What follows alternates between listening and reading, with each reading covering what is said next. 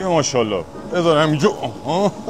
از سال 49 دارن کباب میدن دست ملت. ببین این نونه از خود کباب الان ارزشش بیشتر. نگاه کن.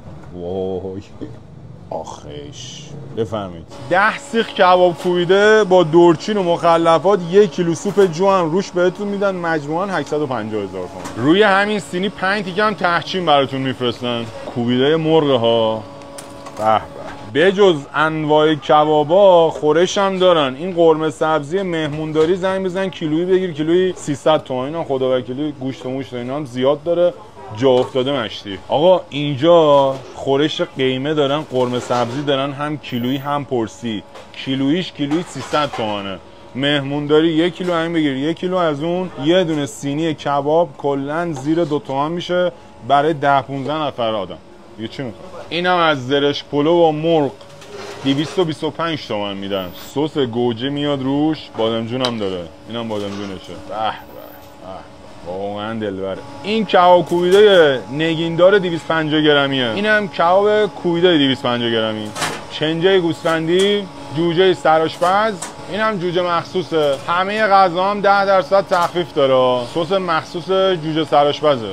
اینم از شیشلیک. آقا من چند سال خودم اینجا میام، واقعا هم غذاشون خوبه هم کیفیتشون خوبه.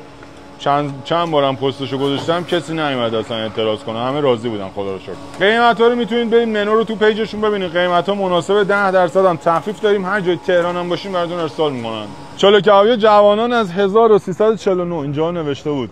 کو یه جایی نوشته بود خلاص.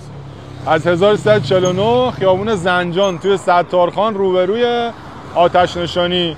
هر جای تهران هم باشه برات ارسال میکنن. قیمتشون خیلی خوبه، کیفیتشون هم واقعا خوبه. داشتم این کباب میخوردم، هر بار میارم اینجا خودم کلی حال میکنم. کباب خوب تو تهران زیاد داریم، اینم یکی از اون خوباست، ولی فرقش این مدل قدیمیه. بچه بودیم کبابی اصلا حال و هواش کلا کبابی فضا اینا غذا همون قدیمه، مثلا حال میکنه. قیمتش هم مناسبه. این سینی 10 سیخشون 10 سیخ کوبیده با دورچین و 1 کیلو سوپ شده 850 تومان. مرغش هم 10 سیخ با 1 کیلو سوپ و دورچین و 5 تا تحچین اینا فقط 550 تومان. هر جا باشه بعد میفرستن. بقیه غذاهاشون هم انصافا خوبه، همشون ما دونه دونه تست کردیم، اینا از اینا برداشتم.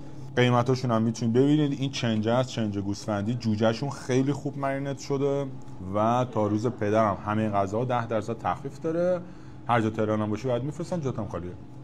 ببخشید من انتخاب اولم کوبیده است، یعنی بره بریون باشه، بهترین غذای جهان باشه، من کوبیده تعصبشون میکشم.